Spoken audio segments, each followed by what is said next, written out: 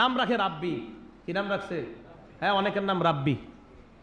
আপনারা friend circle, আমি প্রায় ছেলেদেরকে দেখি রাব্বি রাব্বি বলে ডাক দেয়। রব্বি মানে আমার রব। নাউজুবিল্লাহ বলেন। আপনার বন্ধু, আপনার ছেলে কি আপনার রব? হ্যাঁ, রাব্বি রাখছেন কেন নাম? আপনার সন্তানকে আপনার রব নাকি? রাব্বি মানে তো আমার রব। নাম একটা রেখে দিলেন, আপনি জানেনও না। অসংখ্য ছেলেদের নাম রাব্বি। গোলাম রাব্বি, ঠিক আছে, গোলাম রাব্বি মানে রবের গোলাম। তা আপনি শুধু রাব্বি রাখেন। আর এই নাম না রাখা, যেই নামের শুধু রব্বি রব্বি বইরা ছেলেরে ডাক দেয় বন্ধুরা, এই নাম না রাখা। তো রাব্বি নাম রাখে। রাব্বি নাম কেন রাখেন? রাব্বি মানে আমার রব, আমার গোলাম, আমার রব। তো রব তো আল্লাহ, আপনার ছেলেও আপনার রব।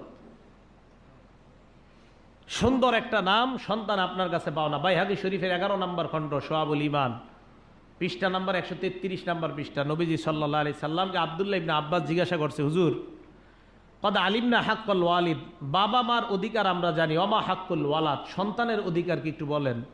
আল্লাহ নবী বললেন, আইয়ুহসিনা ইসমা, সন্তানের অধিকার সন্তান তোমাদের কাছে পাও না। এই সন্তান দুনিয়াতে আসার পর তার সুন্দর একটা নাম রাখা, এটা তোমাদের কাছে সন্তান এটা পাও না।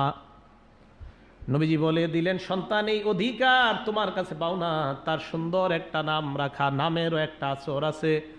আপনি বিভিন্ন মানুষের সাথে, আইডলদের সাথে মিলিয়ে যদি মোহাব্বতে নাম রাখেন, তার মধ্যে তার একটা প্রভাব এসে যেতে পারে। সাহাবাদের সাথে মিলিয়ে নাম রাখলে ওই সাহাবার প্রভাব তার মধ্যে পড়তে পারে।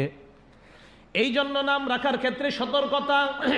সবাই শুধু এই জামানায় নাম খোঁজে, আনকমন নাম, যেই নাম দুনিয়ার মধ্যে নাই। আমি বলি যে এই নাম দুনিয়াতে কারো নাই, এরকম নাম রাখাই দরকার নাই।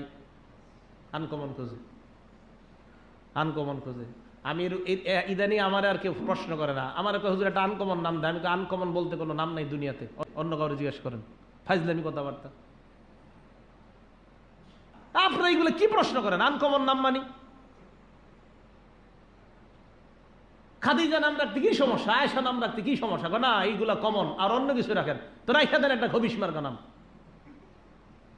আনকমন নাম।